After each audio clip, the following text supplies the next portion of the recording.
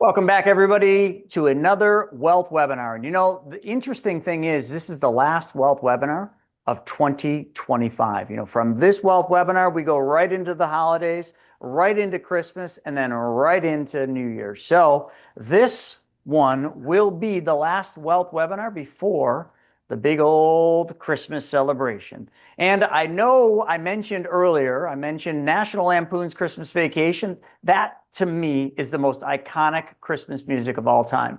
All right, well, what we're going to do today, we're going to do a really unique show. We've got a guest in. He flew in this morning. So we're going to be talking with Arthur about some things as we go through what we're going to call the 2025 year in review. That's what we're going to go through. We're going to go through all the best things that we did in 2025. And the one thing I love is it was a year of education, it was a year of empowerment, but it was a year of real financial transformation. Well, we've been doing this show for years and years and years, and every single week, same time, same place, we come on and we give you financial education. So every once in a while, we just got to stand back or take a seat, and we just need to count the celebrations and count the milestones of the things that we've accomplished. So what we've got here, and Craig, I'm going to give you and Stephen the ability to share, but I wanted to just kind of count out some of the wins, as we'll call it, the milestones that we wanted to celebrate before we closed out 2025. And one of those is, 2025, we had our strongest year ever. And that wasn't just revenue or events, but what I'm talking about is how many families we helped take back control of their money. That's how we count success. So how many was that? Well, 1,100. This year, we helped all of you and many, many others start new private banking systems, become, their own bank, and use the infinite banking concept. So right there, 1,100 plus. And the reason there's a plus there is we're not done with the year. So from now until the end of the year, we could add probably another 100 lives on there. That's how many people's lives were impacted. Now, we created a new software this year. We started embracing technology in a big way. And we did that because we realized that the infinite banking concept, being your own bank, although the concept, it's so simple, it's logical, and it's very easy to change into being your own bank. But what becomes difficult is that as you start using it, there is a lot of tracking. There is a lot of spreadsheets. Now, Craig, they say he's good in the sheets, but he's good in Excel sheets, that is. He's really good with spreadsheets. But what we found is working with thousands upon thousands of clients, a lot of people just aren't good in the sheets like Craig is. No pun intended to those who are not, but you're just not good in the sheets. So we needed to kind of come up with a better way to help our clients create, well, let's just call it an operating system, a easy to use operating system for the infinite banking concepts. Now that always takes my visionary mind back to other things that I remember. And I always remember when I was younger and I was traveling for snowboarding, we used atlases, or AAA had triptychs. That's how we got places. Somebody somewhere looked at how silly it was to be going 60 miles an hour down the thruway, staring at a triptych or an atlas, which means you take your eyes off the road, and they said, you know what? I'm going to create an operating system for the atlas, a way for people to get where they're going in the most efficient mathematical way. And that's what they did. They created the GPS. Remember the Garmin's, and today we don't even, in your car, you don't even care if it has GPS or navigation, because this is our navigation. We just plug this in and away we go. But that didn't exist in our space. So we created the Vault software, which is the first of its kind, a revolutionary software that was put together to become your financial GPS. So this operates infinite banking. And you know what? We haven't even really kicked it off. So some of you are like, oh, well, that's funny, I haven't heard of this yet. Well, that's probably because we haven't gone public with it. The only way you've heard about the Vault is because you are on this. You're on here. Maybe a couple of you from, Christy Van, maybe a couple of you because of the YouTube videos. But outside of that, the Vault software has not even launched. But to celebrate the win, we are over 600 subscribers for the Vault, and we haven't even launched yet. That is worth celebrating. 300 plus people came out to join us for the PMC Money Tank events. That's phenomenal. So any of you that have come out to the Money Tank events, they're incredibly special. Arthur's, he was a sponsor of the last one, got up there, did an amazing presentation, also brought out some of his colleagues to do presentations. A lot of people got a lot of value from those. And then not only that, we launched this year Money Tank Locals. So what that means is kind of like instead of just the one big money tank we do, we wanted to do monthly locals. We launched them in Chicago, we launched them in Texas, and we've got one here in Buffalo that we've been doing for quite some time. So that was something worth celebrating. And my YouTube channel, not to brag at all, but has added 35,000 new subscribers. I was kind of hoping that today I would have been able to come on and said, hey, we're over 100,000 subscribers, but we're at 95,600 subscribers. So you know what?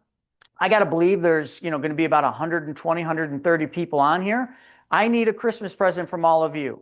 Go to @the_Chris_Naugle and subscribe to my channel. Let's see if we can push this from 95.6 to over 100,000 before the end of the year. That would be a monumental victory for me. But you know what? I'm still celebrating the over 35,000 new subscribers to the Chris Naugle YouTube channel, where I put out a video every single day of the week.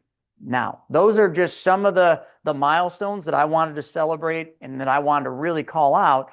But Stephen, well, here, let's just ask Stephen, Craig, Arthur, what are some of the things you guys would like to celebrate as we close in on an amazing 2025 year, which has been full of ups and downs, especially for real estate? Yeah, I love it, Chris. I mean, I asked over in the chat box, like, I'd love to hear what everybody's kind of what their best of is in 2025. What's something that you felt like, you accomplished or is going to take you to the next level. It could be as simple as starting your first, banking policy. That can be a huge monumental change in someone's life because it's more than the policy. It's a lot of times it's the understanding, it's the opening the mind of a new way of looking at how money moves, how money flows. And once you start down that rabbit hole, like, I mean, Chris, I started down that rabbit hole, over 15 years ago, and I never looked back. I've never stopped that journey ever since. So it's almost like once that wormhole opens, once that black hole opens, like you go through it, there's no turning back. And so for all of you that started that first policy or something like that, congratulations. For me personally, Chris, it was opening my first office. I've worked from my home office out of my house for 10 years, over 10 years. And so, huge change to go out and make the commitment and find a space and build it out and create, where I am right now today. For me, that's a huge, a huge thing. And it's something that I'm very, very proud of. When it comes to the companies, Chris, I'll kind of do a reverse best of and something that I would say might be the worst of that we did in 2025, which was not doing our foundational Money School Essentials Blueprint 3-day virtual training event, which we did none of in 2025. And I think that was something we probably made a mistake on because talking with our clients and our people, they love that training. It's so strong. So I'm super excited though that we made the pivot here at the end of the year and that we're bringing it back to kick off 2026 at the end of January with that 3-day. And it's going to be bigger and better than ever because how long have we been doing this now, Chris? For 5 years? 5 or 6 years Together. now. And so, we've taken the best of what we've learned and what we've done and what clients have told us, and we're bringing that back to this virtual 3-day training at the end of January. So super stoked for that also. So those are a few things I'll share. Love it. How about you, Craig? Yeah, I think for me, everything I'm thinking about is weaved into these 5 bullet points you have up here because when I think about the conversations, the people that we've helped, the 1,100 plus new banks, that involved getting people either out of debt or on the process of getting out of debt, or teaching them how to, purchase, cars or major purchases in their life, or even getting to the point where they can build opportunity funds and get into private lending and those types of things. So it's just remarkable when we think about the number of families that are impacted by that 1,100 new banks. And for me, as you know, a big one was, we've had these spreadsheets for a while, and you and I have talked back, our teams talked about how do we get out of the spreadsheet world, and we dove right in, started building the software, and so the vault, is a big monumental piece that we've been able to accomplish. And really, the thought behind that is how many people could operate those spreadsheets that we had with 18 tabs just to get through the debt process. It was way too much. So now we can put the power in the people's hands to go do their own analysis to figure out What's the best way to do my debts? What's the best way to manage my policy loans? And have a place for people to store their policies, share it with their families, look at this as a family banking system. So it's, to me, those are some of the big wins for the year, but it's just, I think when we all sit down and take a minute to pause, we can, just be really happy and proud for all the families out there that improve their financial perspectives for this past year. And I do want to say one other thing, Craig. You launched the advanced services team this year, which has been just a blessing for a lot of our more advanced planning cases or higher net worth clients that needed that additional service. So good job on that, and a lot more of that coming in 2026. Yep. All Yep. A right. year from now, we'll be sharing a lot of really cool things we have planned for next year for advanced services. So Oh, that's for sure. excited about it. All right, Arthur, what's the celebrate 2025 for you? Overall, it's been a great year. Our storage business that we develop ground storage, we've got 5 projects under construction this year. We've got 10 in the pipeline for next year.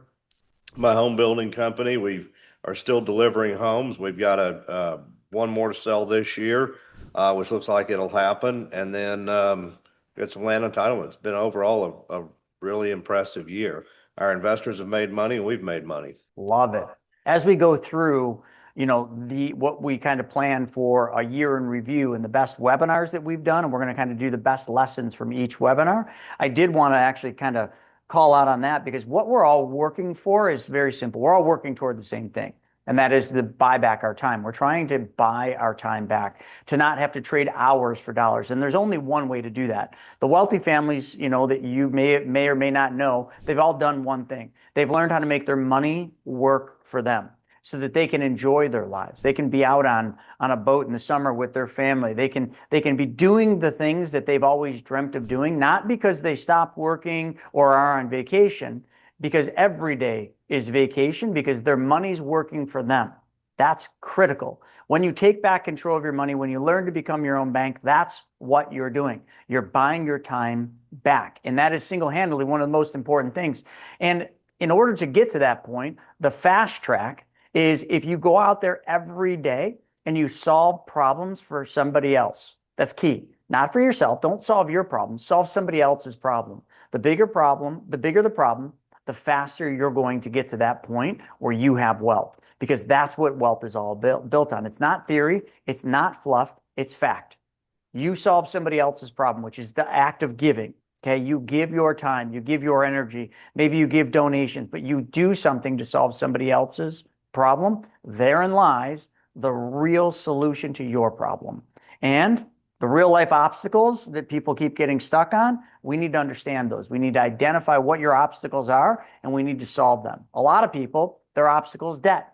They have a lot of debt. It's burying them. They're working really hard, working overtime, trying to pay their debt off, when a lot of times all you need to do is reorganize your debt. So I do want to kind of kick off the number one hit webinar that we did, because we've kind of organized these in different categories. The first webinar that we did, or that we wanted to kind of celebrate, was Money in Motion. The real reason the wealthy don't use banks. Craig, I want to kind of kick this over to you a little bit, and I want you to kind of just talk a little bit about the mechanics of this and how this works.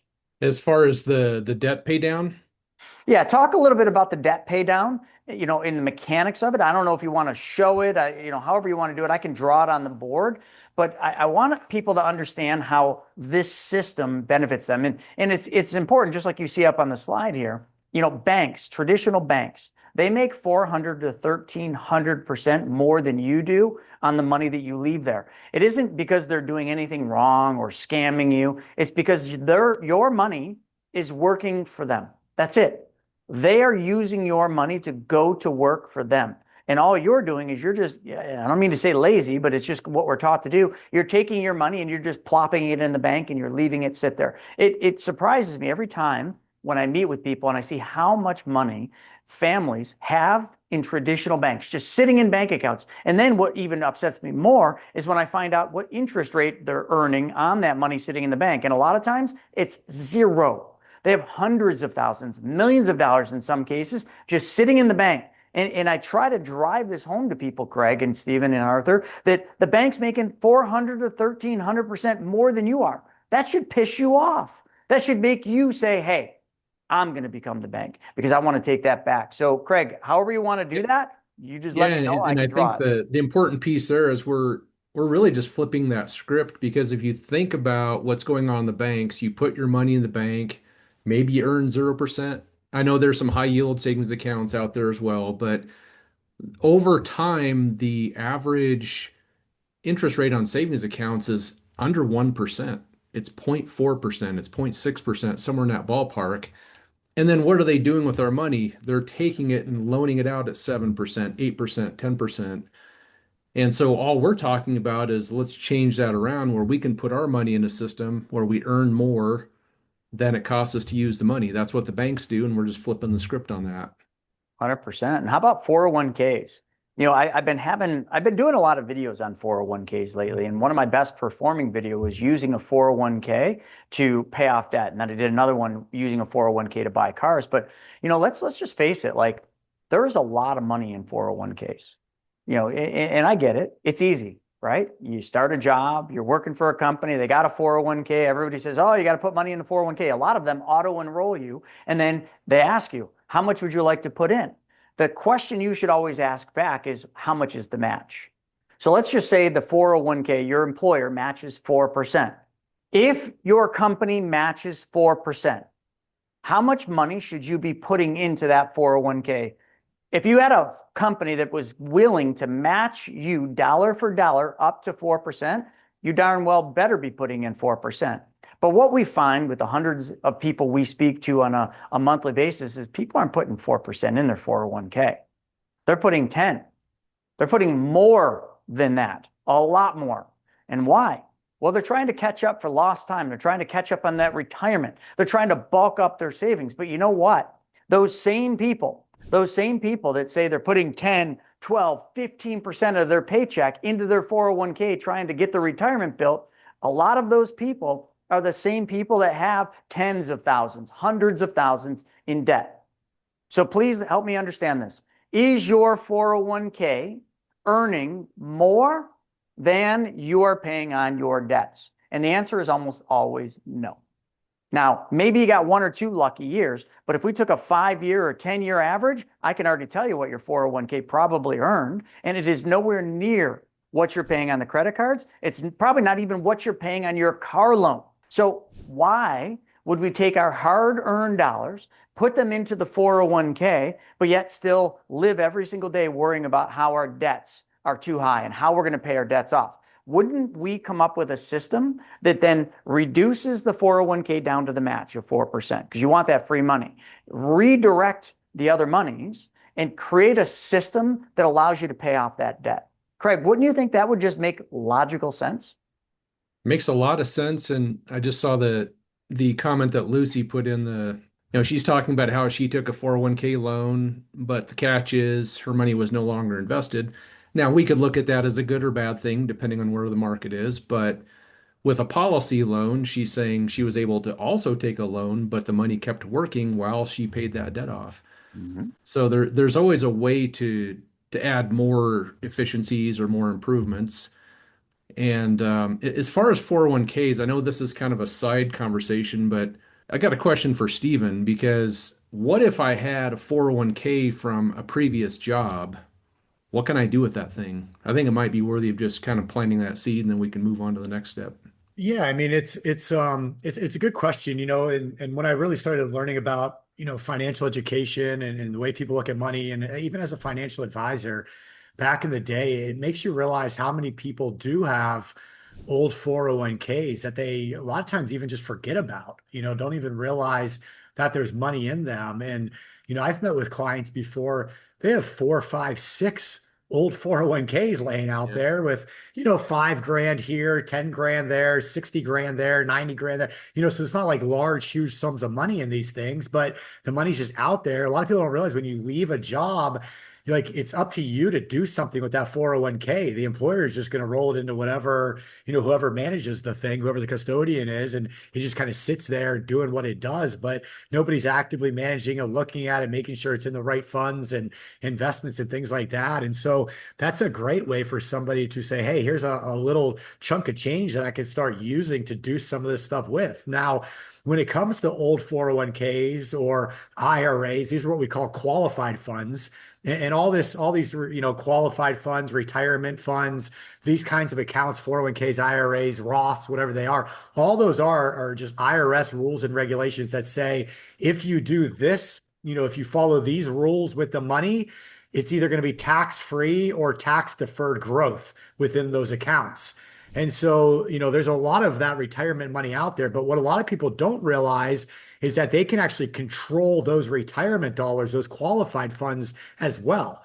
Because to be clear, when we talk about building a banking system and using a specially designed whole life insurance policy and doing IBC with it, you're not going to be using qualified funds. So these are, this is all the money that's outside of qualified funds, non-qualified funds as they're called. So your savings, your regular earnings, things like that. But when it comes to those qualified funds, you can also control that money. And we do so through something called self-directed investing. And it's very, very powerful. I mean, I know real estate investors, Craig. I met one earlier this year, and he took a very small IRA. I think there was like $30,000 in it, and he turned it into several $100,000 this year. And it was a Roth IRA.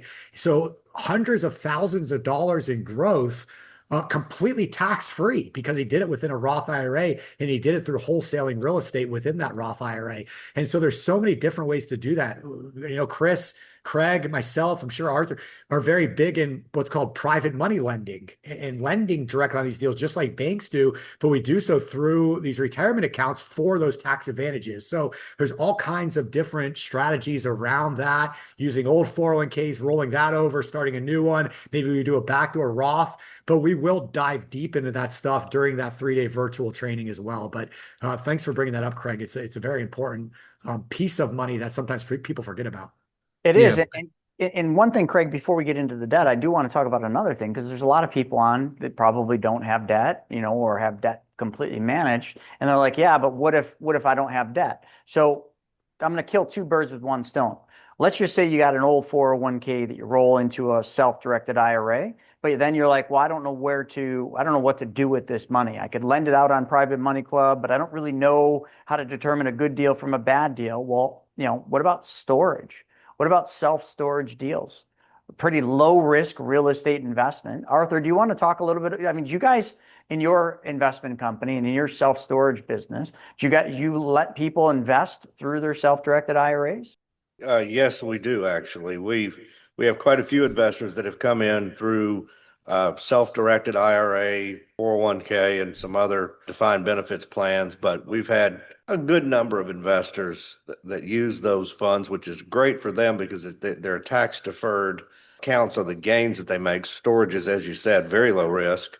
You have a lot of diversity of tenants. You may have 1,000 units in a building, so if 3% don't pay, it doesn't matter. That's number one. Then we also have people that do both. They'll come into the project, let's say, with $100,000 and out of their IRA and another smaller chunk or larger chunk, depending on their need, directly or through their entity, because they're looking for the depreciation and the cost seg that comes along with storage. Love it. All right. Yeah, let's jump into that next point where interest goes to everyone else. And when we're talking about using a strategy for getting out of debt, we might run some of our savings into a specially designed whole life policy. And essentially what we want to do is start refinancing that debt in the policy or bringing that debt into the policy where we control it. Now there's a lot of benefits to that. One, the interest is now going back to a system that we participate in and we control versus giving that to Visa and American Express. And guess what else? When we get that debt moved into our own system, it's no longer public. It's not on our credit report. It's not going to ding our credit scores.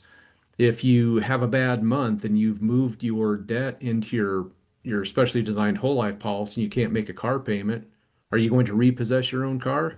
No. So, I mean, there's just what we teach all the time is getting in control of your money. And that's one strategies. And you can do that with debt. If we can get that debt into our own system and control it, pay the interest back to a system that we participate in, why wouldn't you want to do that?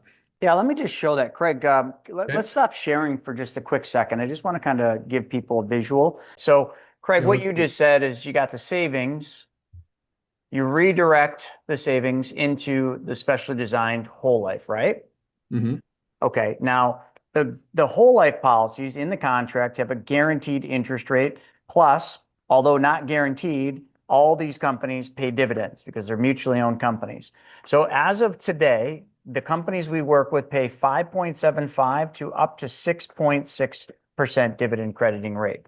Not bad, right? And all this money grows tax free. We just did a training where we showed what it would take if you invested outside of a tax-free environment like the policy. You invested that money in, let's just say, mutual funds or a CD at the bank, depending on your tax rate, but you'd probably have to earn more like 8 point some percent to get the same benefit as you'd get in the policy at between 5 and 6%. It's called the after-tax equivalent yield, okay? But nonetheless, let's get around that. Then over on this side, what you were just saying is you were saying people have debt. Okay, the most common debt is credit card and car loan debt. And we could talk about mortgages, but let's just keep this super simple. Let's just say somebody's got a credit card that they owe $10,000 on. They're paying $200 a month, and the interest rate is 25% interest. Okay, does this sound like anyone know anyone like this? They've got credit cards, about 10 grand, and then they got a car loan. Let's just say it's 20 grand. They're paying 600 a month, and it's a 6% car loan, okay? So that's your math. Now, one of the things you could do, and this is a very simple math, let's just say you wanted to figure out what is your average interest rate that you're paying. So what you would do is this is very simple math. A lot of times people don't know how to do this. So you take the 25 plus the 6%. So the 25 here, the 6% here, okay? That gives you 31, you divide it by 2. So your average is 15.5%. Now, if this was your scenario, is your 401k making more than 15.5%? Do you have investments earning more than 15.5? But then let me follow that up. That 15.5% that you're earning on your investments, how much risk are you taking on?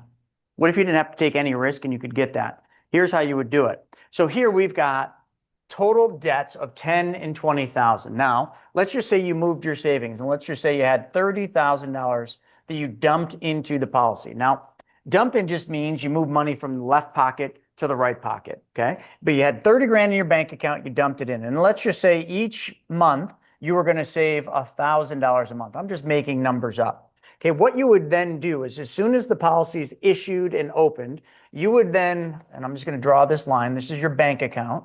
Okay, we're going to call this a segregated bank account. We're going to then take a loan from the policy.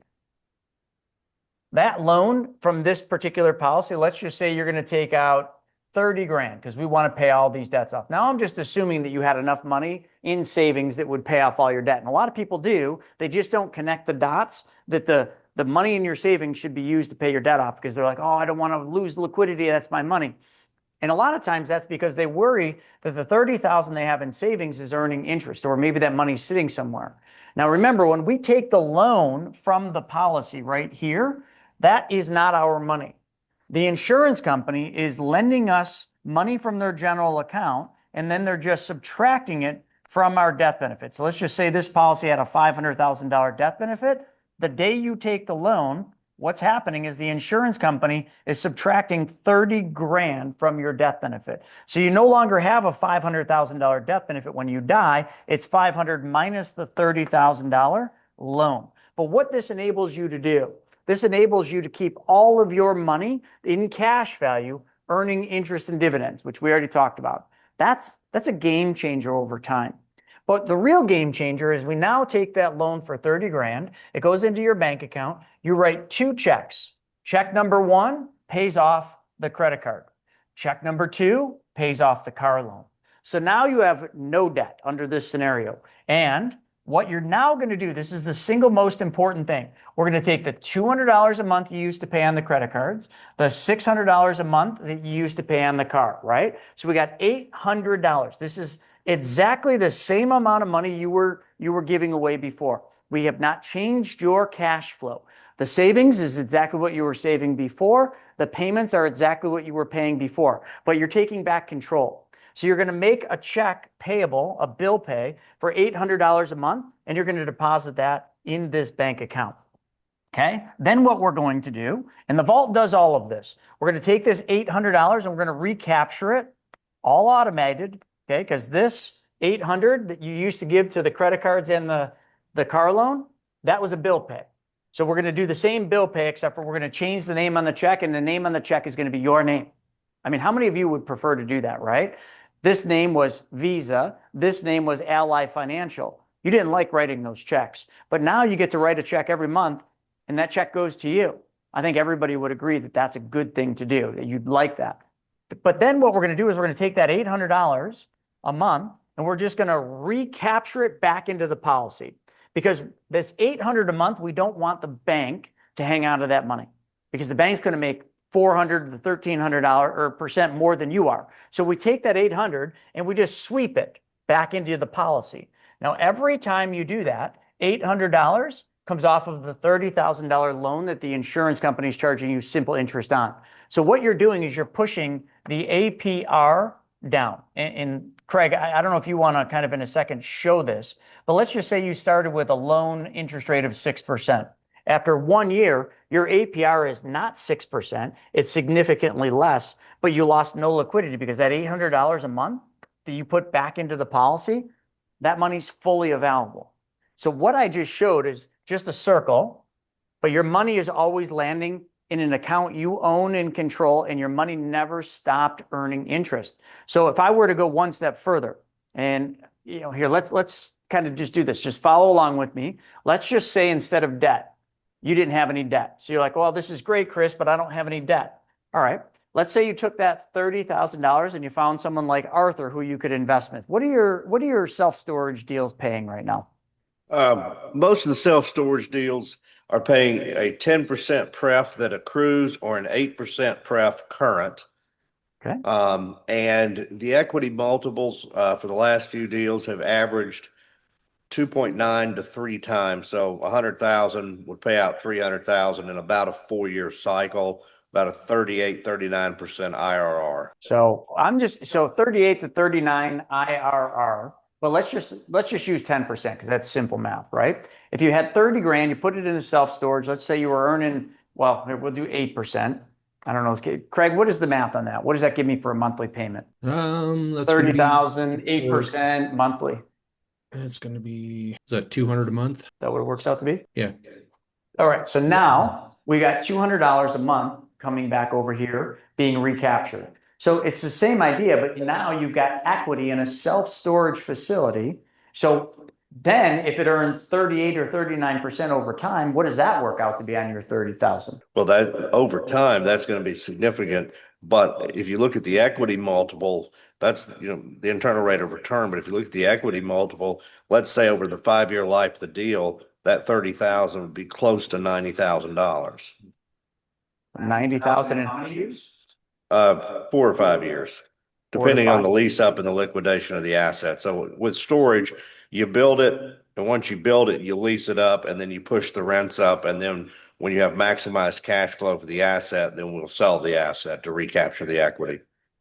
So you got kind of a double whammy there. You got the income, okay, which was the pref return you received, which was not as much as I showed with the debt, but it's still, you're earning something on that money. That's money that you could use for your family, for Christmas presents and all of that. But then in that 4 to 5 year period, look what you just did to your money, right? And that was just based on what he was saying. So Craig, I just wanted to show that, but anything else you wanted to add to that? Because I know the next webinar, we're going to actually get into the vault. Yeah. And, a lot of folks will say, well, Chris, I don't want to take a loan because I have to pay interest on that.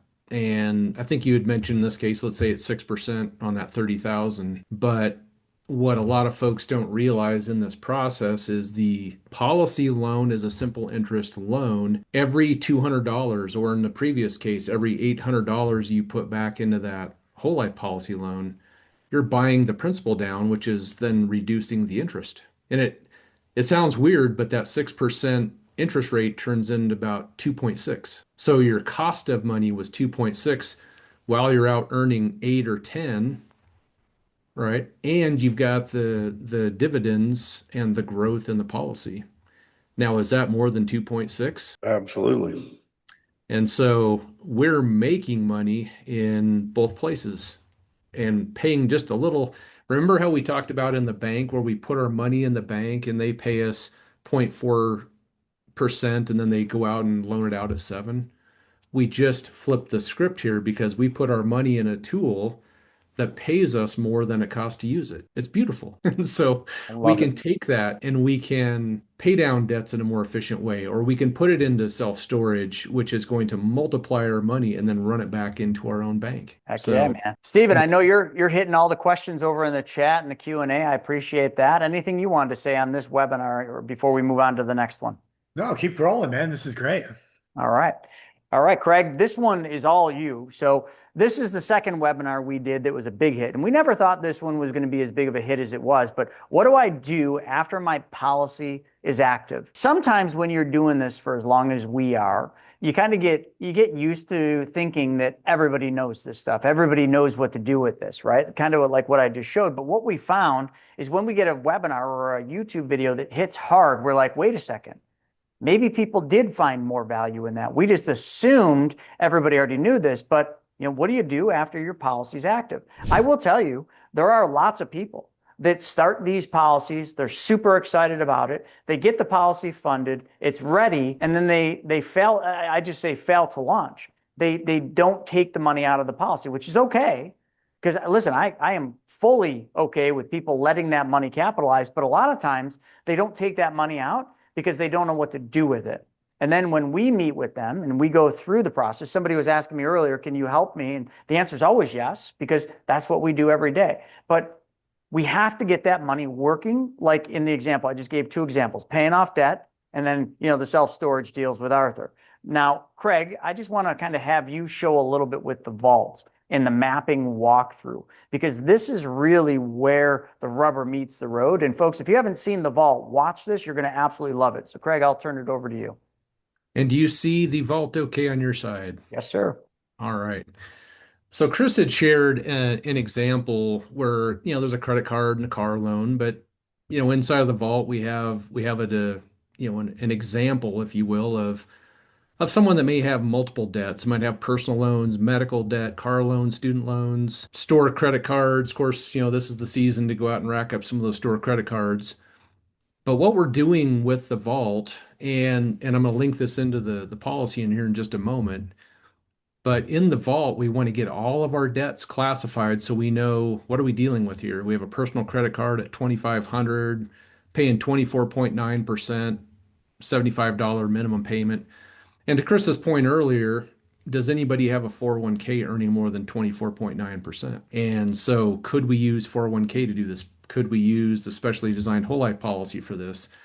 But what we want to do is get this debt knocked out in an efficient way, in the quickest way, and also using a method to build wealth.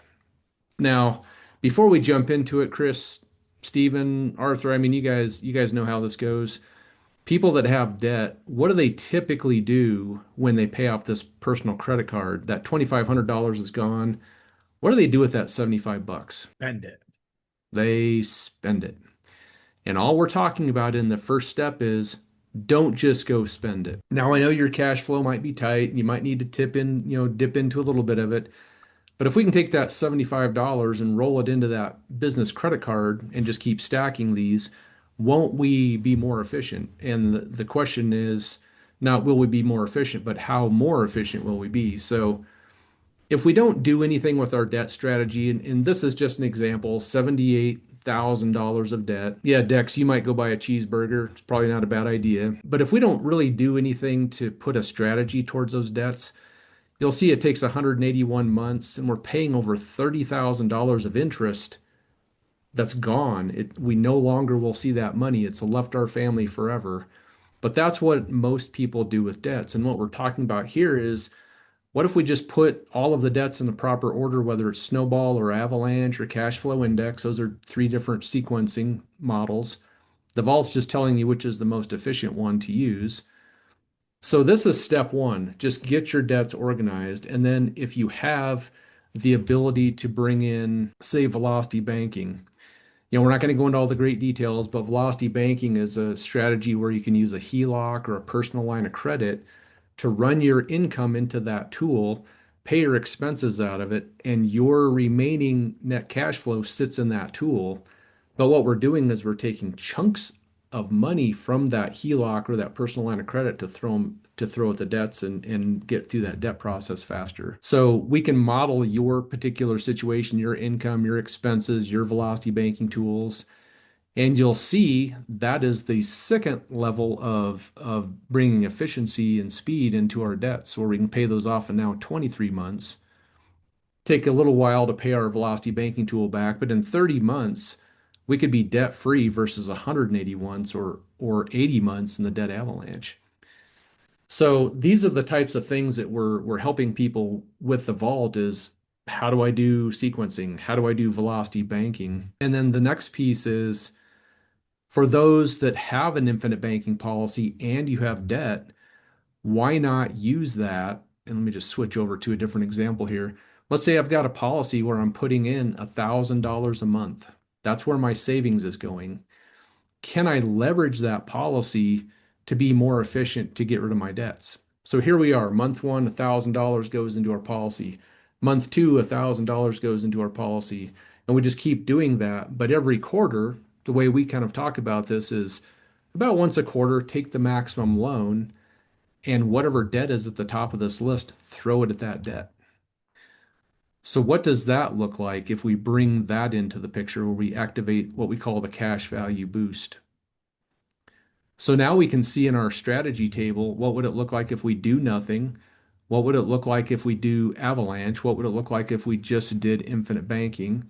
What would it look like if we did velocity banking? And we've got this other thing called the debt blaster trifecta, which is bringing together all three of those strategies: debt avalanche, infinite banking, and velocity banking. And Chris, there's one other thing I should have mentioned in the 2025 goals is we've got a book coming out, and hopefully that's out in maybe towards the end of January. But the book is going to talk specifically about this debt blaster trifecta strategy and why it brings so much efficiency and speed and wealth building to the mix. But look at that, all your debts are gone in 23 months. Now we have some time where we move that debt into our policies and our infinite bank or our velocity banking tool, so we have a little bit of time to pay those off. So 30 months, we're done with our debts. But here's the difference. While we were getting out of debt, look how much cash value we built, $20,000. Look how much death benefit we had. God forbid something happens to you in that debt cycle. You have plenty of money to go wipe out those debts, and your family doesn't have to deal with that stuff. So what we're trying to do is get people to the point where we get that debt out of your life. We build some cash value inside of those policies. Now what do? We have this $1,265 a month that was going to debts. That's free cash flow. We have over $20,000 of cash value to use. So what do? We call someone like Arthur and like, hey, Arthur, I'd love to get this money working. What are my opportunities here? Can I put this 20 grand to work in your storage units and make more money? So that's where we're trying to get people to, is get them out of debt, get to the next thing of capitalizing and then putting that money to work. So Chris, anything you want to add to that?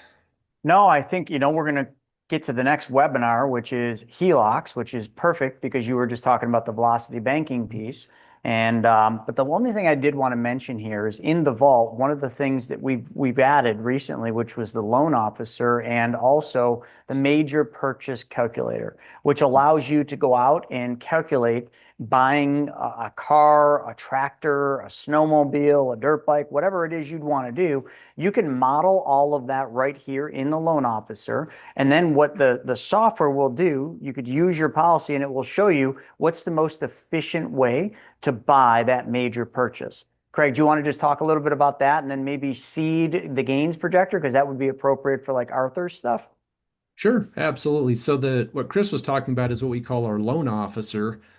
And this is where there's two pieces. There's a planning, so you can kind of do some what ifs. Like, hey, if I buy this thing at $30,000, maybe I pull it out of my policy at 6%, 5%, whatever it's going to be.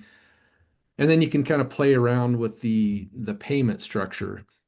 So here I've got a $30,000 loan at 6%, and let's just say it's for a car.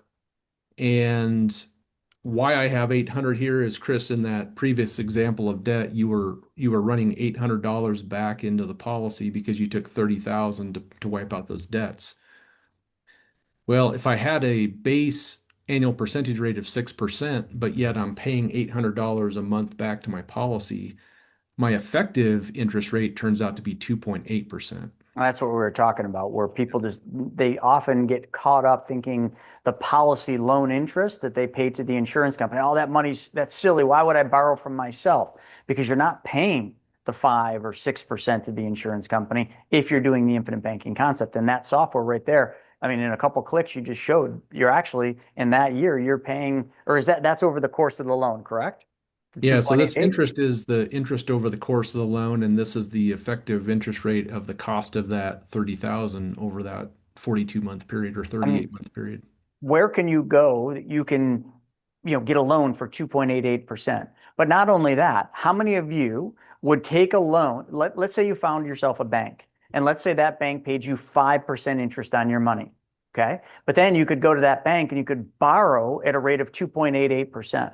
How many of you would take the loan from that bank that paid you 5% on your money and gave you a loan for 2.88? Put I in the chat. There better be 129 eyes going in there, because that would be like Christmas every day. So, I know Chris, some people weren't listening, so they're like, wait, what did he just say? You're earning what 5 you're at a bank, saying, but what you you're can saying borrow is, at 2.88 from that same bank. So you're making 5, but you can borrow at 2.88. You would all of you would put money in that bank to earn 5 and then borrow at 2.8. But if you didn't have deposits in that bank, you could not borrow at 2.88%. Does it make sense? So the bank only allows you to earn 5%. And this is a hypothetical example just from a compliance standpoint. I'm just making this up. So this isn't real. I'm just kind of using this as an example. The bank's paying you 5%. And if you have money on deposit at that bank, they will give you a loan at 2.88%. Wouldn't that be freaking dandy? That would be like Christmas. Well, isn't that what you just showed the policy does every single day, Craig? yeah, that But would be people aren't freaking lining up dandy. at our doors. Mhm. But Yeah, that's but essentially what it is. there's more to the picture, because what we're doing right now is just modeling a loan in the policy. Then I can go in and say, well, now I want to pick the policy that I'm going to use. And, we're working towards some other efficiencies where wouldn't it be cool if I could just download the loan form, have it all filled out, submit that to the insurance company and get my loan processed? But that's what we're after. And so when we pick the policies, and let me just find one that's got enough cash in it. Let's just take this great big one. And what I can do is go into kind of the final stages of the planning. And let's just say we're gonna, have our daughter Minnie Doe. We're gonna loan her the car payment. So what we're doing is we're now modeling what would it look like if I took a policy loan and paid the car back at 5%. Now I'm going to show you something, because you probably won't get a car loan at 5%. Maybe it's going to be 6% or 7%.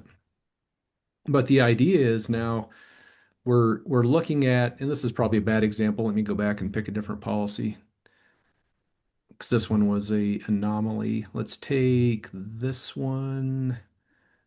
And I'll need to take a couple of them to get this job done. So let's take these two. So what we're going to do is look at what would the possibility be if I took a loan from my own banking system? Maybe it's one policy, multiple policies.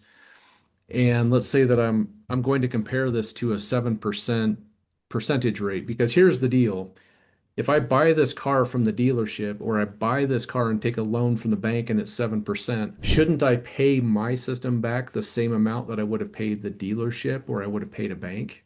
So that's why I'm going to up the interest rate to 7%. You can choose whatever you want there. It could be 8%, could be 9%, 10%, whatever you want to do. But the important thing is here, especially in the beginning years of a policy, we may put in a little more premium. So let's say we put in $46,000 of premium over that 42 months. Our cash value grew 43,000. And so what we're representing in this major purchase planner is, by using my own system, yes, I put in more premium than my cash value gained, but I still kept 91 cents of every dollar that I spent for that $30,000 car. And you didn't have to sell the car. That's the key thing. Most people, they would be like, well, what's so important about that? Well, the car is bought and paid for in your driveway. That car is worth something. Plus, you got 91.1% of all the money back for that first car. It's all good until you have 5 cars in your driveway, and then you might want to sell one then. What are you saying, Even do you Steven? perhaps Ask me how I know. Yeah, exactly. is Especially if one you're of them married. maybe a Jeep and a Tesla? Especially if you're married and want to stay happy, you know? Yeah, and what we're doing is we're comparing that to, look, if you just took that 30 grand and went and did bank financing or the dealership, you've lost $33,911.89.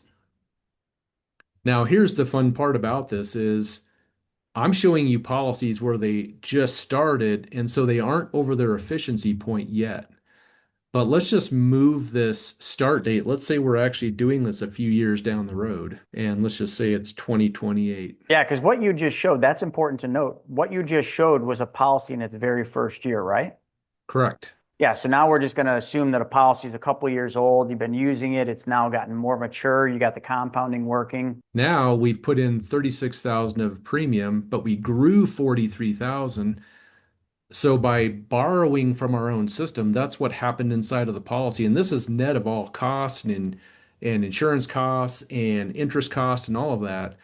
So now when we purchased this $30,000 tractor, car, whatever it was, we now have $1.12 for every dollar we took on the loan. So we actually are showing that we're making money using our own banking system here. You know what I like about this is I'm going to give you a real example. So I don't remember how many years ago. I think it was three years ago, probably. I set out, and me and my wife decided that in the future we wanted to update and redo our master bathroom. And we figured it was going to cost right around $60,000 to update this bathroom, give or take. And that's a full gut and redo this bathroom. So what I did, and we didn't want to do it right now because it's a pain in the butt, right? You got to lose a bathroom. There's a lot going to it. So we kind of said, all right, in the next 5 years, we want to do this remodel. So what I did, Craig, in audience, is I then said, all right, well, I'm going to start saving for this bathroom remodel. This is what a lot of you would do, right? If you wanted to remodel a room in your house, a kitchen, a bathroom, and you wanted to do it in the future, you'd start saving now. Okay, it just makes logical sense. That's what I did, but I started saving inside of a policy. Now I'm in New York, so I used Guardian because that's one of the companies we could use. Started putting that money into the policy. Now we have not remodeled that bathroom yet. There's enough money in the policy to do it, but we just haven't started the remodel. That's kind of like what you're showing here, Craig, is you're kind of funding a policy today for a future goal, and then the software. So this software didn't exist when I started doing this, but the software would literally allow you to see, well, I wonder what the math would look like if we did this in year, 5 or in year 6 or year 3. And you can look at all those things, which is kind of what you just did. But here, that would make perfect sense. You're putting 36 in and taking 43 out. Like, hell, somebody else's help. Compounding interest, Mr. Compounding Interest, is helping me remodel my bathroom every year. Yep. So this is kind of an example of whether you're doing a kitchen remodel, bathroom remodel, buying a car, a tractor. The numbers are the numbers, so you can kind of model out your loans and your payments, and then we can track all of that for you. But what if you don't have debt? What if you don't have a major purchase? You have your policy. This is where we want to get to that next level of, can we now use our infinite banking system or our specially designed whole life policies for opportunity funds? So what we have coming is another tool here. So we have debt blaster, we have the loan officer, policy officer. We're adding in something called the gain projector. And so think of it this way, where you're an investor, say you take some of your cash value, put it into, say, Arthur's storage deal. We can track what's the economic benefit and over time kind of running that money, because we're going to keep flipping that money through our policy. So the gain projector is going to give you the details of, what's the year over year cumulative return, what's the year over year net benefit, and it's going to help you manage your opportunities that you use that cash value. So you might have a private lending deal, you might put some money in storage, you might be, maybe you've got some money in some startup company, whatever it might be. But we want to track, how does that money flow through our system? So that's coming. And let's just put, by the end of January, we hope to have that in the vault for all of the folks that are doing investments and opportunities to now do the math on that piece of it. That would be really good for Arthur stuff, because now what you could do, and Arthur, before we did this, we were just going through talking about this, and Arthur's been talking to me about setting up his policy, for quite some time, and he was just saying, I can make money twice. I can make money twice on the same deal. I'm already investing money, so the money's always starting in a bank, and I'm investing that money into my projects. What if I just took the money I'm saving in the bank and I put it in the policy, and then I invested in my projects? And his words exactly is, I get to double dip. That's what he said. I get to make money twice. Arthur, did you want to comment on that at all? Yeah, I mean, anytime that you can have your money working for you inside the policy compounding, you can put that money either in your own projects, whether it be flips or in a storage deal like mine, where you can charge yourself a preferred return greater than the cost of your funds. You're double dipping. And then the equity becomes an even greater bonus, because now you've really grown something. So, let's say you took, $100,000 just for easy math. A few years later, okay, fine, you got, close to 300. But in the meantime, if you're getting an 8% pref, but the funds are, you're making a 2.5 to 3 point spread, why would you not do that? That's exactly it. And that's what the banks do all day long, don't they? With our money. Absolutely. Or you do a hard money loan on PMC, or you do a other private loan, and boom, you're sitting there making your spread. Yep. And the best part is about the spread is the money every year, your spread goes up, and you didn't have to work harder, longer, or take on any more risk. It's just mathematics. So every year you get a raise. Not such a bad thing. All right. Do we want to jump into the next one? Yeah, the next one is this webinar, which was hit number 3, HELOC plus IBC. This has always been an interesting one to me, because I'll just be honest. I have never been the person that, goes out there like, Joe Kovacevic on our team, Mr. HELOC. He does this, and he's been doing this for well over a decade. I've never been the person that goes from HELOC to policy to deal. I've always gone from policy to deal or HELOC to deal. So there isn't just one way to do this, but this webinar hit hard. It was debt equity into monthly cash flow is what it was called. And it was simple. We constantly are talking cash poor, house rich. I did another video with Harris and George talking about cash or house rich, cash poor. This is a lot of Americans right now that own homes. They've got tons of equity in their home, okay? Because their houses have gone up tremendous. In certain parts of the country, your house has doubled, maybe even more. So that money's just sitting lazy in your house. And when we kind of sat down and we talked about this, as we got all this equity sitting in houses, but people have debts, they have all these things they need to do with money, but they can't get the money out of their house. Like, it's got all this equity, but they're struggling. Like, they're cash poor. They're living paycheck to paycheck. So we did this video here, which was combining the HELOC and IBC. And as you saw from what Craig just showed, the Vault software is single-handedly the only software in existence that allows you to bring velocity banking. We'll talk HELOCs, okay, but it's just velocity banking and the infinite banking concept together in one strategy. And that was what we looked at. So many Americans were sitting on tens, if not hundreds of thousands of dollars, and they're earning nothing on it. Nothing. When you can go get a home equity line of credit, you can then use the equity in your house continues to appreciate. So a lot like a policy, right? It is. And here's something that has been in some of my strategy calls and conversations lately is, as people are working feverishly to get their house paid off so they can go into retirement, I'm just asking the question about now what you're going to do is lock up several $100,000 in your house. Now, when you retire, your income goes down.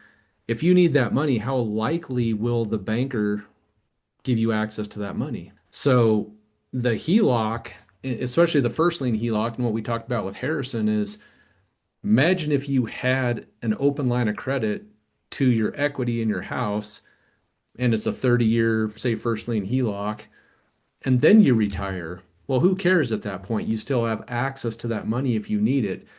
But if you store all your money in your mortgage, then you retire, there are some other strategies, but generally speaking, the banker is not going to give you access to that money when your income's lower. So it's just another way of getting control of how do we make sure that we don't lock that up to the point where we can't access it again without selling a house, refinancing, doing some of those things. And Tim, yes, I mean with reverse mortgages, and I've actually had my mom in one for many, many years. It's worked out very well for her. So reverse mortgages are one of the strategies. HECM's, home equity conversion mortgages where they put a line of credit on that. So it does offer some options there. So those are some strategies that could be used. So Chris, anything else you want to add on this HELOC? 'Cause there's a lot here, and we also did that entire month of August was HELOCs with Harrison George and his team.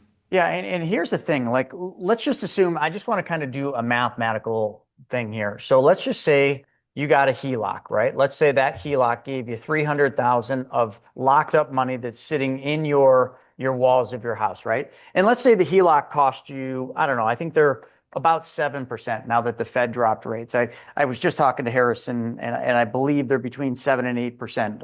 If someone can confirm that, that's great. Now, let's just assume you got this HELOC at 7%. Your house, which is what the HELOC is attached to, is still appreciating, right? So you're still earning interest, or not interest, but appreciation on the house. That doesn't change. But now you got 300 grand. Now let's just call it simple, and I'm going to leave the policy out, but let's say you just got yourself a self-storage deal that paid 8%. Okay, so let's say you took 100,000 of the 300,000 and you put it into this self-storage deal paying 8%. And then you took the 8% interest and you just paid it back to the HELOC. You just made 1%. Now, I know a lot of people would be like, well, that wouldn't be worth it. But remember, the self-storage deal, the 8% is just the preferred rate of return. And I'm just using this as an example because Arthur's here. But remember, he was saying like it's a 4 to 5 year period. So let's just say you did this for 4 to 5 years. My guess, if you did this, I think HELOC rates are going to continue to go down because I think the Fed's going to continue to drop rates. We already know the writings on the wall. Trump wants to replace Jerome Powell. Jerome Powell has kind of stood in the way for dropping rates. They kind of are now moving rates down, but Trump wants them to go faster. So he's going to replace Jerome probably with somebody that's going to be more pro reducing rates because that will stimulate the economy more, and that's what Trump wants. I'm just not making a point for Trump. I'm just saying that's likely where we're going to go. So if you know rates are going to go down here or think that they're going to go down, then doing something like this, if you were locked in an 8 pref, but then you think that your deal over 4 to 5 years could make you somewhere around 30%, like why wouldn't you do this? First off, if all you made was 1%, your house is still going up in value. Your money is now working for you, making that. But then in a 4 to 5 year period, when the deal matures, you could make that 30% pop. So you just made money twice on the same dollars. And then if you add the policy in there, let's just say we went to the policy first, then we went over to the deal. Okay, it's a little more complex. Now you've got this money in perpetuity earning you compounding interest for the rest of your life. So you can see where you can start bolting things on and making this make sense. But all I'm trying to say is, and I just kind of whipped this together, this wasn't pre-thought out, HELOCs give you the ability to do additional investments that you normally wouldn't in things you know, like, and understand. I just used his numbers, 8, and I think it was more than 30, but I just used that because now you're appreciating 2 assets at the same time and making a spread on it in the middle. And Chris, for those people that may have a mortgage and a second lien HELOC, I hear a lot of questions about, well, if I have a 2 to 3% mortgage and I have a HELOC at 7 or 8%, why in the world would I use my HELOC for Velocity Banking to pay off that mortgage?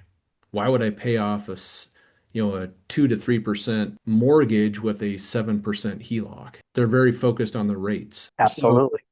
one of the things that we do in the vault as well, and I can show this, but if I have a mortgage at 2 or 3%, can I be efficient by paying that off with a 7% HELOC? So if you want, I can share that out real quick. I've got it queued up Yeah, here. let's show it. Yeah, so here we are back in the vault, and I've got a mortgage defined in my debts. So let's call it 305,000 at 3.25%, and I'm paying 22.57 a month. Now, if I just let that roll, it will take about 169 months to pay that off. And on top of that 305,000, I'm going to add another 75,000 of interest. So I'll be paying about 380 to finish this job. So what we're talking about, and I won't show infinite banking on this particular one because I want to just show a quick example of velocity banking. So let's say that we've got either a HELOC or it could be a line of credit, but I've got about $45,000 available at 7.25%. What if I take chunks of that, throw it at my mortgage, use my net cash flow to refill that HELOC, take another chunk? So some folks may say, well, I wouldn't do that with a 7.25% HELOC to pay off what was it, a 3.25 mortgage.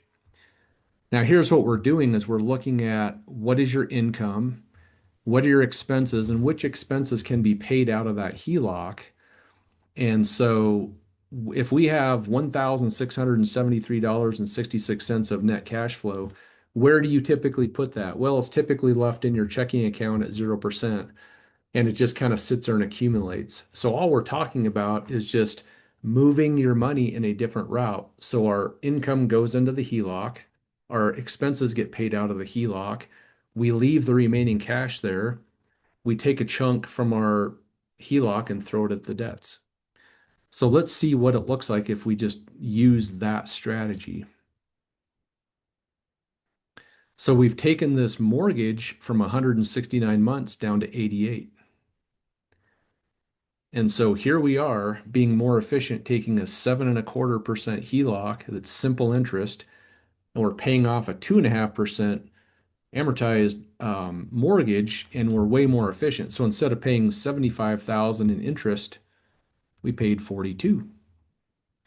And so this is just a quick example of we need to not focus on the rates, we need to focus on the volumes of interest that we're dealing with. And so this is just a basic velocity banking strategy where we're using that HELOC to be more efficient to pay our house off. So I would gladly move from 169 months to 89 and cut my interest down from 75 to 42 just using this strategy. And we're not talking about layering in investments on top of that mortgage, but that could make things move even faster, or in the HELOC. So Yeah, and that's like what Craig said in the comments. I seriously don't understand why you would ever want to pay off a 2.5% mortgage, even if it were free to do so. Oh, that's just a mathematical equation. It's an easy one to show you. A 2.5% mortgage, you're not paying 2.5%. I know that's the stated interest rate, but that's only realized. You're only going to realize 2.5% is if you pay that mortgage for 30 years. So if you paid that mortgage off like over 30 years, yes, over the course of that amount of time, you paid 2.5%. But if you actually paid that mortgage off in 10 years, you didn't pay 2.5%. Or if you paid it off in 7 years, or if you sold your house, your realized interest rate, and it's right in the small print on every mortgage, is more like 40, 50, 60% because they're front loaded. You're paying almost all interest in those first 7 years. It's like 60 to 85% of your payment is all interest. So just do the math. Like if you had let's just do it together. Craig, help me do this real quick. I'm just going to make it up. Let's just say somebody's got a mortgage that's $3,000 a month. But when they look at their payment on their schedule, out of that $3,000, let's say 1,000 of it goes to principal and 2,000 of it goes to interest. Now, I don't know what the math would be there, but what interest rate did you actually pay when 2,000 of your 3,000 went to interest? Was it 2.5%? well, No. Chris, I'm gonna pull up a spreadsheet just real quick because Of course you are. well, I've got all this mapped out. Of course you are. Um, so let me just blow this up. It's probably hard to Christine see. just said 66%. Joe Kovacevic has all this stuff remembered. He calls it devil's math. But here we go. I mean, we could just look at this scenario and you can look at any example. Craig, we go through this a lot and it's hard for people to rationalize because all you see is the interest rate. Now, the interest rate does help you from a monthly payment standpoint. No ifs, ands, or buts about that. But why would I pay off a 2.5% mortgage like at any point, even if I had the money? This is why right here. Craig, go ahead. So what we're modeling out is if I take that $305,000 mortgage, and let's say I'm starting today, 3.25 for 360 months, my payment's going to be 1327. So here's the thing: at the beginning of the mortgage, for every payment I make of that 1327, 826 goes to interest, 500 to principal. That means that for every payment, I'm paying about 62% of that in interest. So over the course of the life of the loan, I'm paying about 56% interest. To pay off this 305,000, we're actually going to pay 477. So did I really pay 3.25 or did I pay 56%? And most people will, and the mortgage companies and the banks know this, that people will either refinance or move within 7 years. So what are they doing? They're resetting the schedule back to heavy interest, minimal principal going forward. Right. And So, so so, that's the game. and to Craig's point, I mean, or to Craig in the comments, Parsons' point, if you're the kind of person you're like, hey, I'm going to buy this house, I'm going to keep it forever, I'm going to keep it as a rental down the road, I'm going to live in it, whatever. And if you're confident in that, you're sure, which most people don't live life that way. Most people, like you said, are going to pick up and move, or they're going to have to sell their house to buy their next house, or they may get divorced, or life changes, whatever occurs, and so it's hard to predict that. But let's just say you're dead set on the 2.5% rate or the 3.25% rate. I mean, really, that's the only scenario where that could make sense because, yes, what you're showing on the screen, Yenny, is right, 56% over the course of that loan. But you could look at the converse of this too. If I took that $300,000 and put it in a 12% lending, how much do I make on that 300 grand over 30 years? Yeah. And then that's actually the spread I would make by keeping that 3.25% mortgage, assuming I was going to do that long term and keep it. And so a lot of it has to do with the kind of person you are, where you are. I mean, if you have a 2.5% now and it's a year in, maybe it makes sense to do something different, like an all-in-one. If you've had that 2.5% for 10 years and you've already paid most of that higher interest in that amortized schedule, it probably doesn't make sense to get rid of the 2.5 to go into a set, even with the simple versus compounding. And so there's a lot that goes into this, is my point, I guess. And that's all stuff that we can run though and show and calculate and take into account. And then you can just take your option, like option A, option B, option C. What's the best for my life and my plans? Is that fair to say, you guys? I think Yeah, so. and I think, to your point, Stephen, the further you get down that schedule, I mean, we're say year 20, we're paying 928 towards principal versus 398. So it's constantly going to be shifting. So, Right. but with the first lien HELOC, this is really in my eyes, the best of both, because I can get access to that equity. I can put it to work, which helps accelerate the pay down. And does that 6 or 7% first lien HELOC give me more ability to knock down a mortgage faster than it would if I just kept paying at the 3.25 or the 2.75 or whatever it's going to be. So, but that depends on everyone's kind of tolerance for using their equity. Some people just don't like it, and I get that. So, And I think what you did there, Craig, is you just showed the math, right? It's just like when somebody asks that question, well, why would I ever pay a 2.5% mortgage off? Well, the question really just comes down to, well, maybe you would, maybe you wouldn't, but let's look at the mathematics behind it. You're not paying 2.5 or 3.25. That's the main point. And this calculator allows you to just see this is how much you're actually paying. And then you can make a very accurate, decision as to how am I doing this. But, I think everybody should be considering first lien HELOCs, especially if they understand money and they understand how to make that money go and work for them.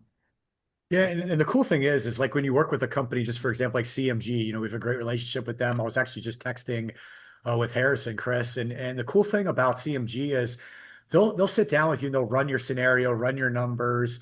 And if it does not make sense for you to do it for whatever reason, financially, your situation, your plans, like they'll tell you no. But the cool thing with CMG is they do have other products too, traditional mortgages, second lien HELOCs, other types of refinances that they can do, investment type deals. So there's a lot that they can do and pivot where they're not a one trick pony, like trying to jam you, sell you into this one product. They're going to look at what's right for you. And I've literally seen them tell people like, listen, what you have, we're not going to beat that no matter what we do. Like keep what you have. That makes the most sense for you. So you want to make sure you're working with the right people. And that's something I know we do when it comes to infinite banking very, very well. You know, we talk to each client individually and we're going to create a plan, create a system for you. And if it doesn't work for you, guess what? We're going to tell you, you're not ready for this, which sounds crazy that we would do this, but we do it every single day. We tell people you're not ready for that. Some of you on right now, this webinar might've been told you weren't ready for infinite banking yet. Go watch the weekly webinars, go read this book or that book, go watch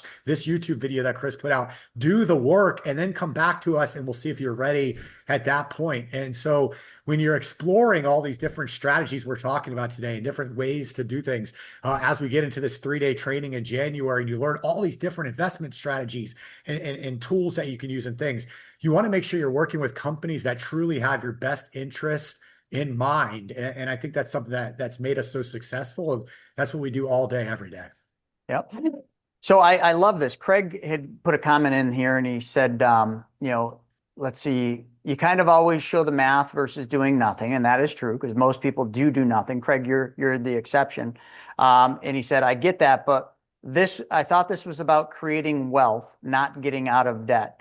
So that's very important. I'm going to answer the last part, but that is critical. Because he's right? I thought I was on here to learn about how to create wealth, not get out of debt.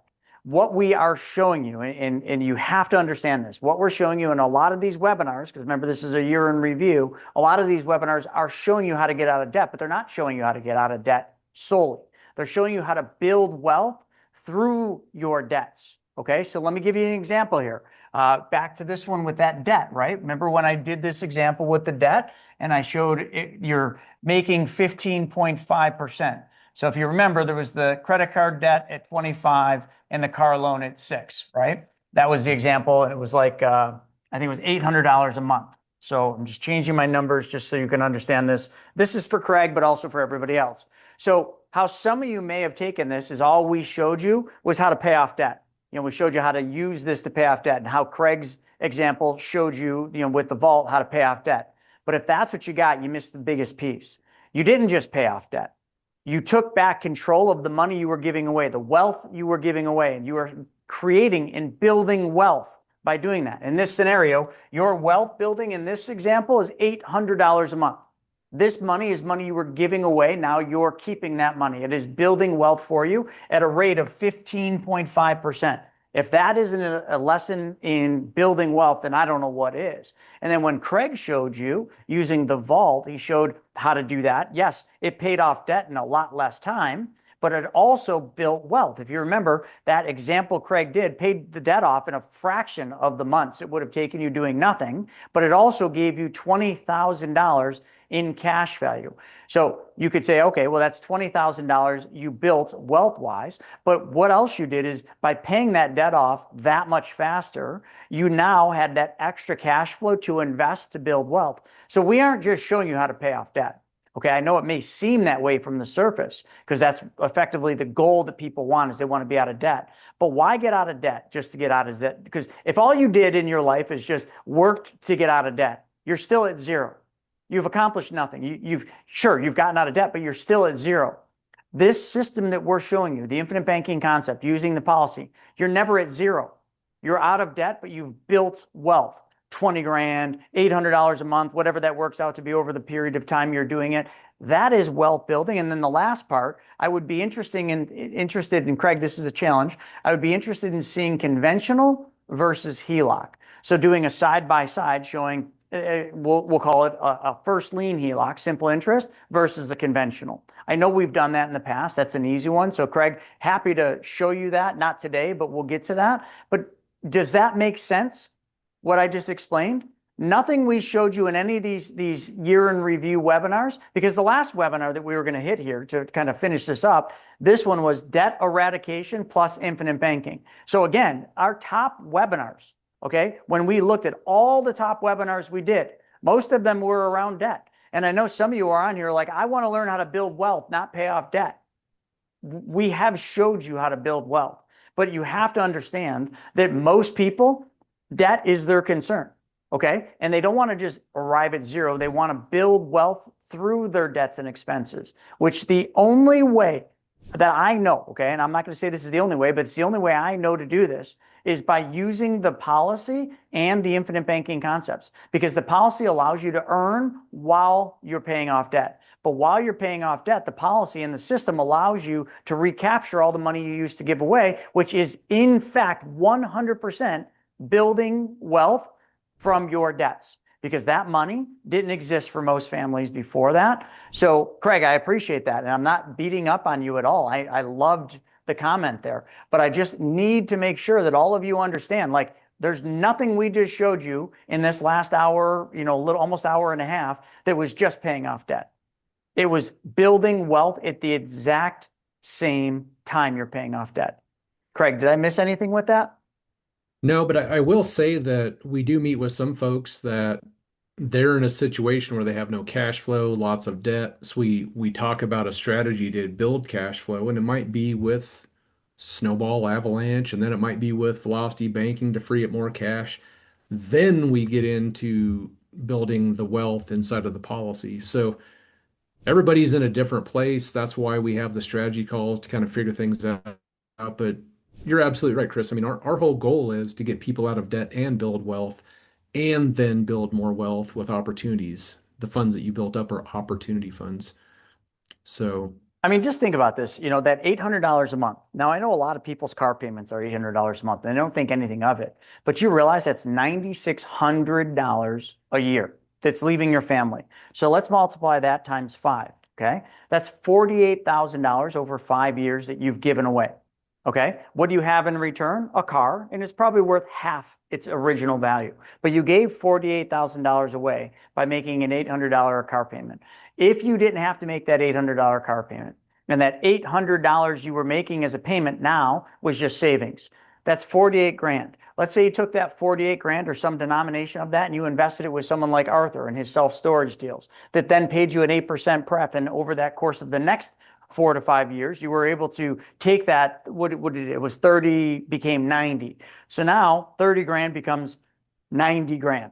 Okay. Did you not build wealth? Yeah, you didn't just build wealth. You built wealth.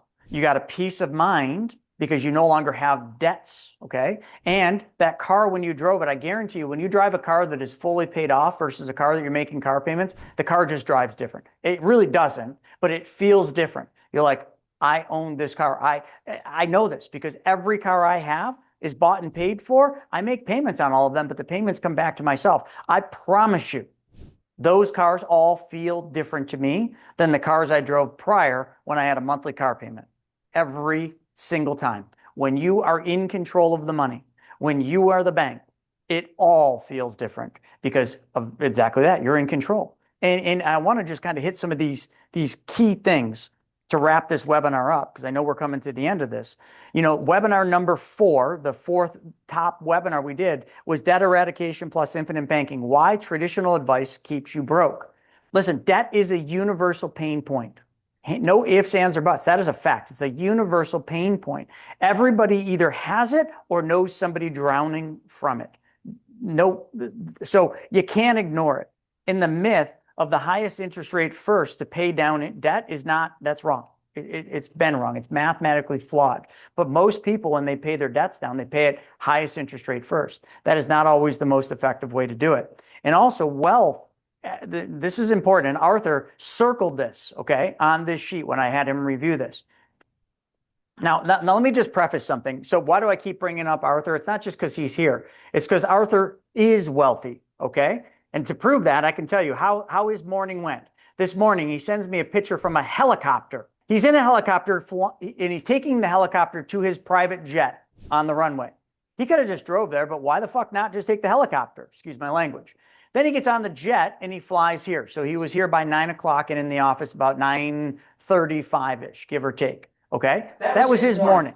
So when I talk about Arthur and I talk about why he circled this, he said, wealth is impossible when 90% of your income goes to other people. Arthur, just make a quick comment on that because this was a real important piece that you circled. I mean, it's a little cliche, but you've got to pay yourself first, but you've got to build it where you're keeping your income. You can't invest. You can't do any of this stuff if Visa, MasterCard, American Express, and Discover are getting 12 to 40% on the dollars, and you're making payments to them and your car payment, your house payment, and TV from Best Buy. You've got to start getting the money flowing to you in order to get wealthy. And actually, I landed at 9:15 and was here by 9:30.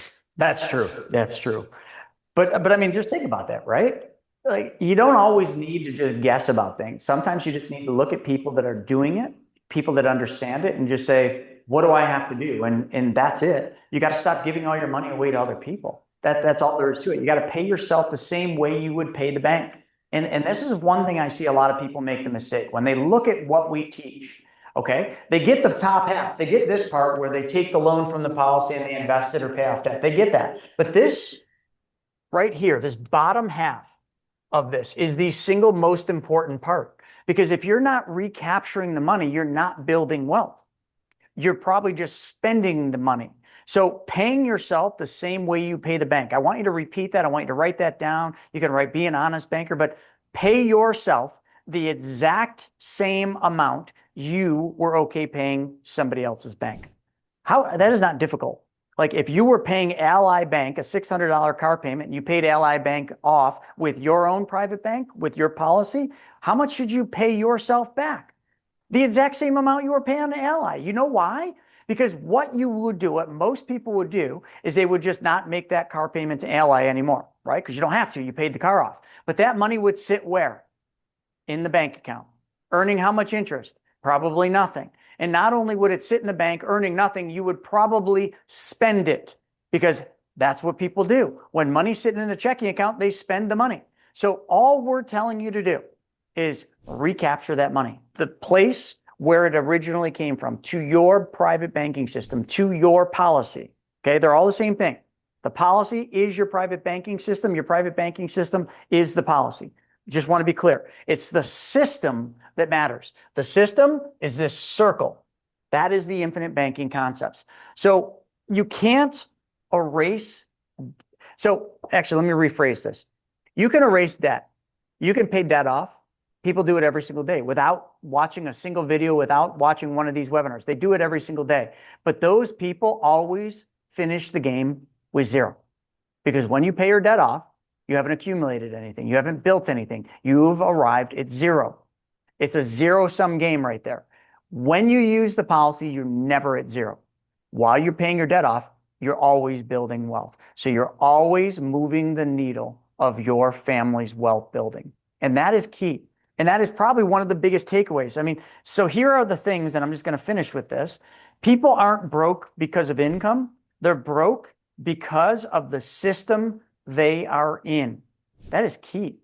People are not broke because of income. Most people make a lot of income. I know people that make hundreds of thousands of dollars. They're still broke. And you know why they're broke? They make a lot of money. They're broke because of the system they're in.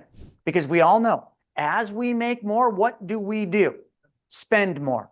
As we make more, we spend more. You could make $1 million and you're going to spend more than you did when you made $100,000. The difference is the system you're in. Because the person that makes $1 million, if they change the system, they're still spending more, but guess how they're spending more? They're spending more by recapturing the money to their own system. They're not giving it away. That's the difference between rich and wealthy. Do you want to be rich or do you want to be wealthy? You need to make that decision. We're coming up on 2026. All of us are going to sit down in one way or the other, and we're going to make plans for 2026. We're going to set some things in stone. Like 2026, I'm going to accomplish this. You need to decide. You need to decide what system you're going to be in.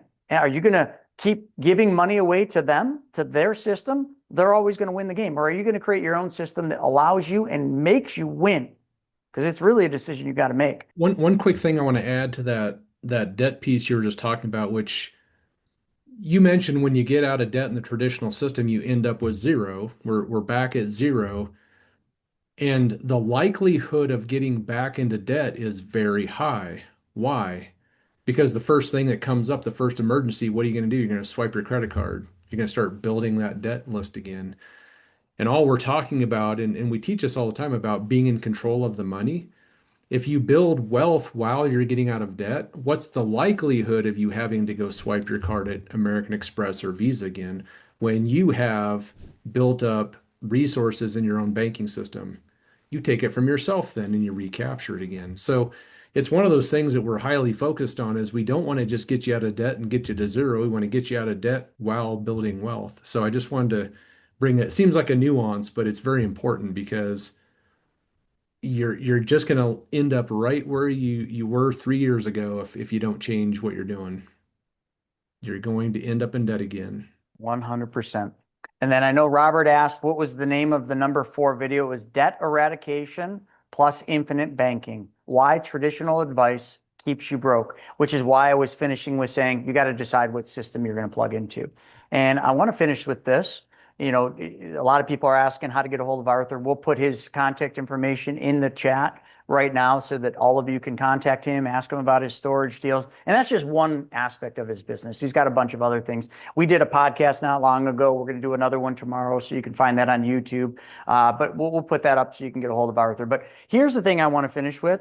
You know, when people understand how their money flows, how banks actually make money, okay, how the infinite banking concept redirects the flow of money, because that's really all you're doing. And the policy is just allowing you to make a little bit more. That's all it is. The policy, the whole life policy, is just allowing you to make a little bit more and to protect your family. That's it. Don't elaborate the policy. It just makes it a little bit better and gives you protection for your family.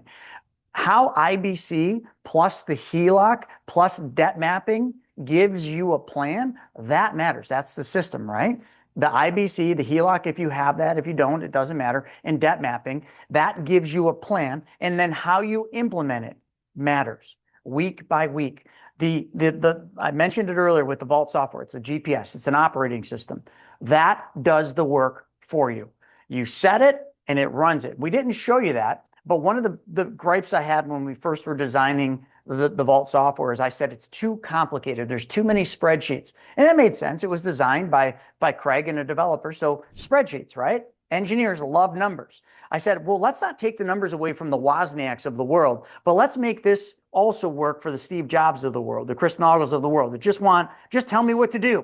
I don't need to see all the detail and all the spreadsheets and this fancy shit. Just tell me what to do.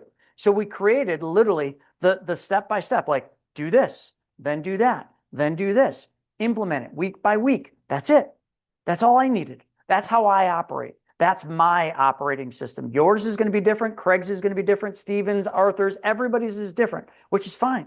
But automate it. Put a system in place.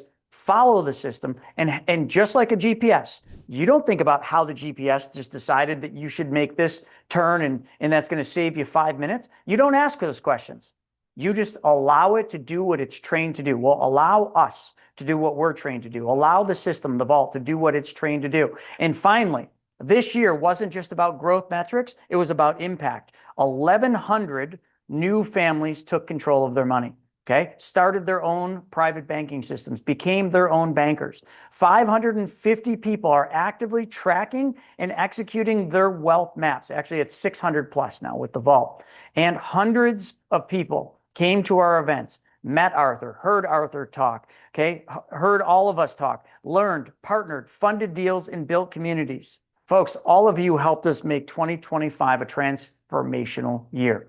But 2025 is soon to be gone and 2026 is soon to be upon us. Let's make 2026 better, regardless of what happens in the economy, regardless of what's happening in the world, regardless of what's happening in the government.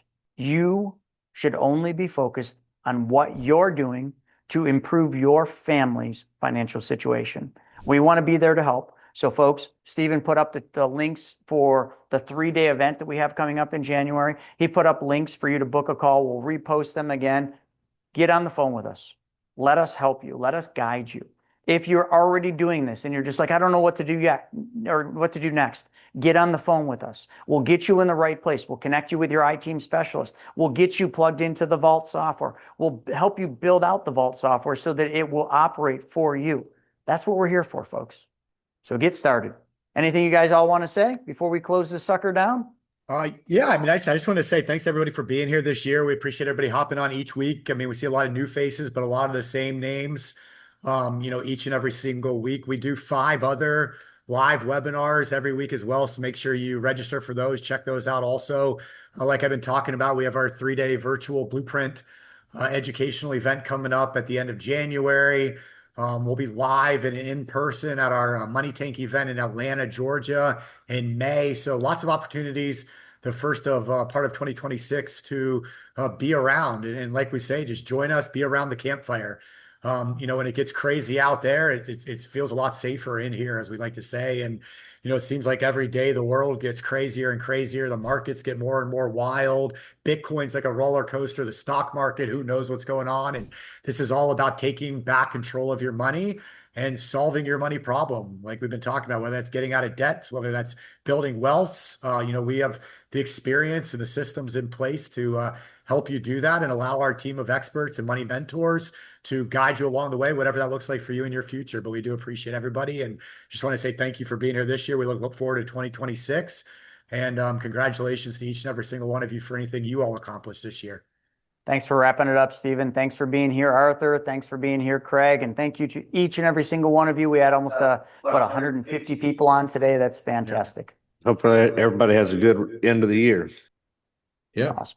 Safe out there for New Merry Year's. Christmas. All right. Well, Merry Christmas to all of you. Happy holidays and Happy New Year. We'll see you very soon. Actually, we'll see you this afternoon at 4:30 for Ask Me Anything Happy Hour. If you want to join us, ask questions, all you do is you go to my YouTube channel, you subscribe, you click the bell, and it will notify you when we're going live at 4:30 Eastern. With that being said, thanks for joining us for this year-end, a big wrap-up. We hope to be back with you guys very soon, and, well, enjoy the rest of the year.